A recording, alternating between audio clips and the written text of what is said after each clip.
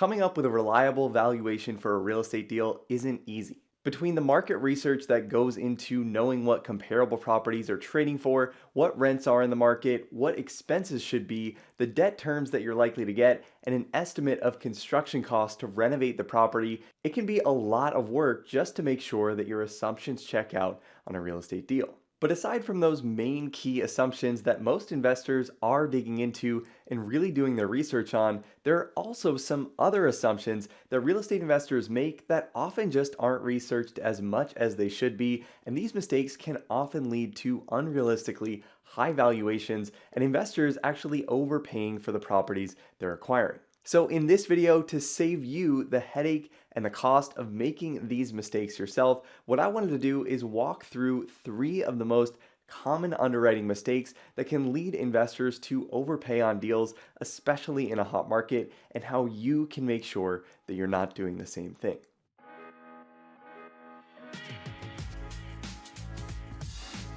So if you're looking at buying a real estate deal, the process is usually going to go something like this. You're going to get your property information from a seller or a broker. You'll plug that information into a real estate acquisition model. You'll make some assumptions about how that deal is going to perform during your hold period. And then finally, with all of that information, you'll come up with a valuation based on those assumptions and the return metrics that you're targeting on the deal. But as the old saying of garbage in, garbage out goes, if your assumptions in your model don't accurately reflect what's actually going to happen on a deal, you might be in for a rude awakening a few years from now when things don't go as planned and you and your investors are falling short of your cash flow projections that you set out when you first acquired the deal. So in this video, to reduce your chances of getting into a situation like this, what we're going to do is walk through 3 of the most common mistakes I see real estate investors making that causes them to overvalue the deals that they're analyzing, and what to do instead of these things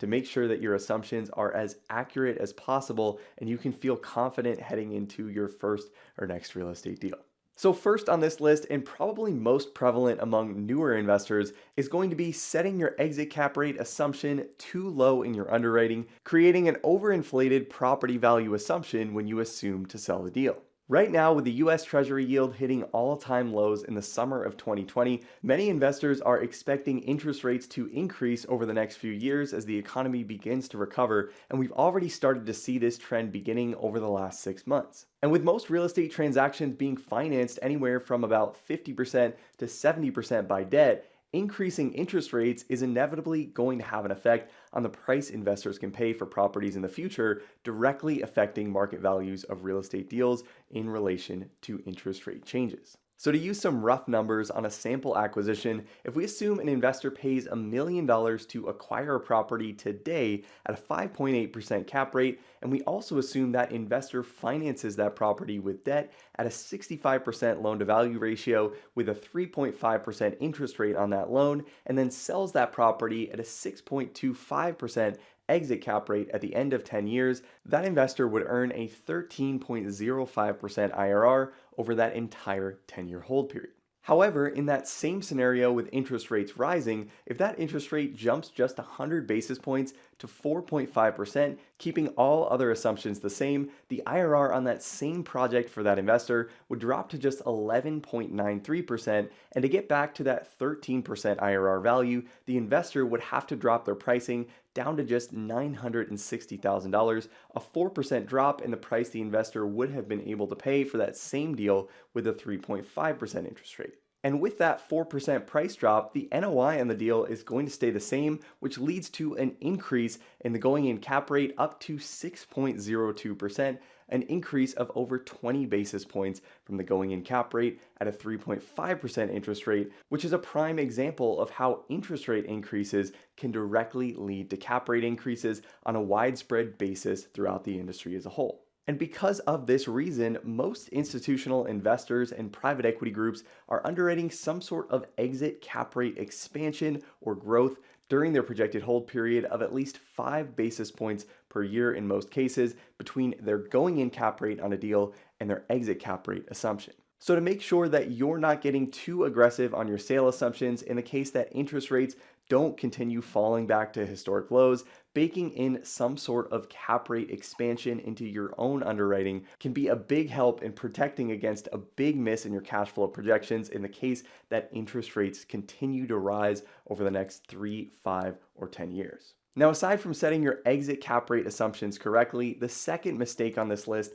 has to do not only with your sale assumptions, but also with your operating assumptions, and that is not adjusting correctly for property tax changes upon purchase or sale of a property or within your hold period itself. Here in the US, property tax assessment practices vary a ridiculous amount from state to state and even from county to county or city to city in some cases. Some states will reassess property values immediately upon sale, and your property tax value will be directly related to your purchase price. Other states do not reassess property values immediately upon sale, and your assessed property value for tax purposes will be directly related to the previous year's value and a specific growth rate applied to that figure. And some states don't end up following either of these rules and end up assessing property values on a predetermined schedule every X number of years and then phase that reassessment in over time, which causes property taxes to increase irregularly at different intervals throughout your ownership period.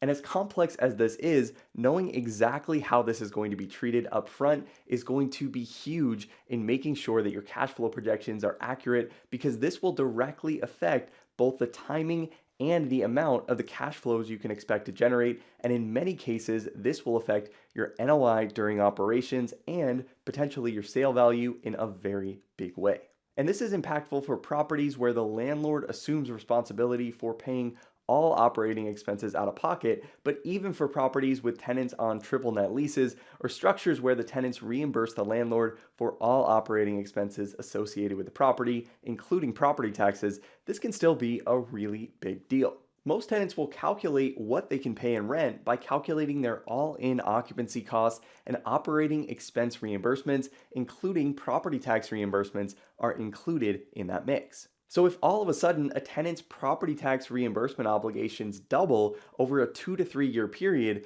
this makes it significantly more difficult for that tenant to operate profitably in that location, and makes it much more likely that that tenant is going to vacate or request some sort of a rent reduction once the lease expires and it's time to renegotiate lease terms. And on the back end of your hold period as well, this is just as important, if not more important, because an increase in property tax values is going to directly affect your NOI, which is going to affect your sale value as well. When you go to sell the deal, a next buyer is going to value that property based on the income it can generate. And if your property is going to be reassessed upon sale and that buyer's property taxes are going to increase as a result, that's going to reduce that next buyer's NOI value and then reduce the price they're willing to pay for the property as a result. And if this reduction isn't properly reflected in your assumptions, this likely means that you're going to be overvaluing the property at sale based on an overinflated sale assumption, which is not good news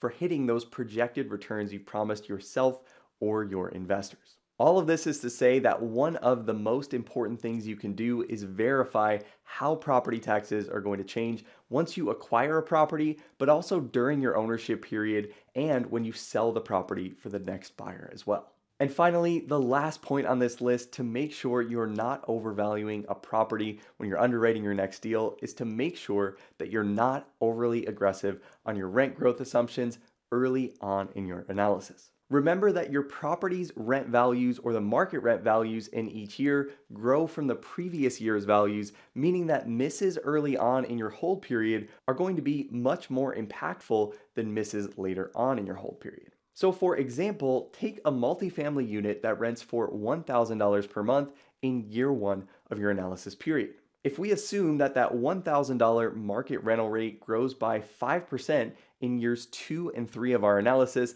and then we let that grow at 3% per year every year thereafter, the rent in year 11, or the rent that our sale value is going to be based on, is going to be $1,397. But if we end up running into trouble in the first few years of our hold period, similar to what many multifamily investors in major markets saw in 2020, this is going to produce a very different story once we get to year 11 of our analysis. So if rent growth ends up being just 1% in years 2 and 3 instead of that 5% we initially projected, and then we let that rent grow at that same 3% every year thereafter, in year 11 of our hold period, that rent ends up being just $1,292, or a 7.5% decrease in revenue for that next buyer. And that might not sound like much of a difference in total, but if this NOI value is what your sale price is being based on, a 7.5% drop in your sale value is a huge deal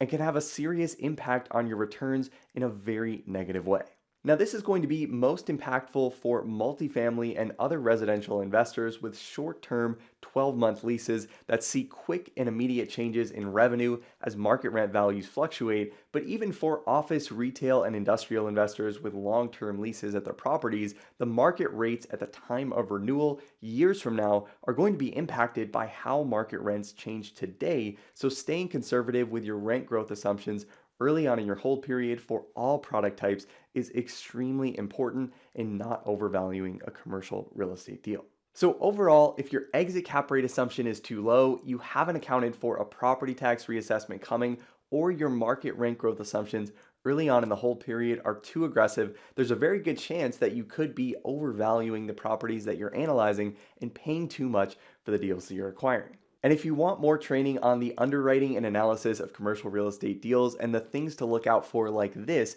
when you're analyzing properties, as always, make sure to check out Break Into CRE Academy, which will give you instant access to a full video library of courses on real estate financial modeling and analysis, pre-built real estate financial models and Excel training files to practice your skills, and additional one-on-one email-based career coaching to get your questions answered every step of the way. So I hope this was helpful, guys, and if you're an industry veteran watching this and you've seen other underwriting mistakes investors commonly make that I didn't cover in this video, make sure to let me know in the comments below. And if you like this video and want to see more content like this on underwriting and analysis, make sure to subscribe to the channel and hit the notification bell so you don't miss any new videos on the channel as soon as they're released. As always, guys, thanks so much for watching. I hope you found this helpful, and I'll see you in the next video.